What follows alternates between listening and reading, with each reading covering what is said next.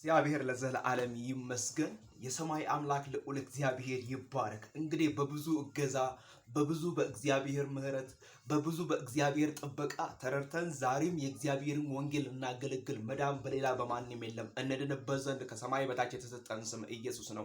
የልጁ የኢየሱስ ክርስቶስ ደም ከኃጢአት ሁሉ ያድናል፣ እያነጻል እያልን ይህንን ወንጌል ልናገር ከፍ ልናደርግ እድል አግኝተን ዛሬም በጌታ ፊት መጥተናል። ምክንያቱም እድል የሚሰጥ እግዚአብሔር ነው። ጤንነትን የሚሰጥ እግዚአብሔር ነው። ሰላምን የሚሰጥ እግዚአብሔር ነው። እድሜን የሚሰጥ እግዚአብሔር ነው። እንግዲህ እግዚአብሔር በሰጠን እድሜ፣ እንግዲህ እግዚአብሔር በሰጠን ቸርነት፣ እግዚአብሔር በሰጠን በጎነት፣ እግዚአብሔር በሰጠን መልካምነት፣ ይሄ መልካምነት ሁሉ የተሰጠን ከሰማይ አምላክ ከእግዚአብሔር ከሆነ የሰጠን እግዚአብሔር ከሆነ የሰማይን አምላክ እግዚአብሔር እናገለግለዋለን። ምክንያቱም እኛ ሰነፍ እንደሚያየው አናየም። የሰማይ አምላክ እግዚአብሔር ብሩህ የሆነ አይን ገጥሞልናል። አየህ፣ ጌታ ለዘላለም ይባረክ። ከኛ ጋር ያለው ከነርሱ ጋር ይበልጣል እያልን ስንናገር ያለ ምክንያት አይደለም፣ በልጦ ስላየነው ነው። በኢየሱስ ከኛ ጋር ያለው እግዚአብሔር ከነሱ ይለያል ስንል ያለ ምክንያት አይደለም፣ ተለይቶ ስላየነው ነው። ምክንያቱም እግዚአብሔር አምላክ ስሙን ለሚጠሩት፣ እግዚአብሔር አምላክ ፊቱን ለሚፈልጉት ሳይገኝላቸው ሳይመልስላቸው አይቀርም። ስለዚህ ይኸው እግዚአብሔር አምላክ አንቅቶን ነቃን። እግዚአብሔር አምላክ ረድቶን ቆምን።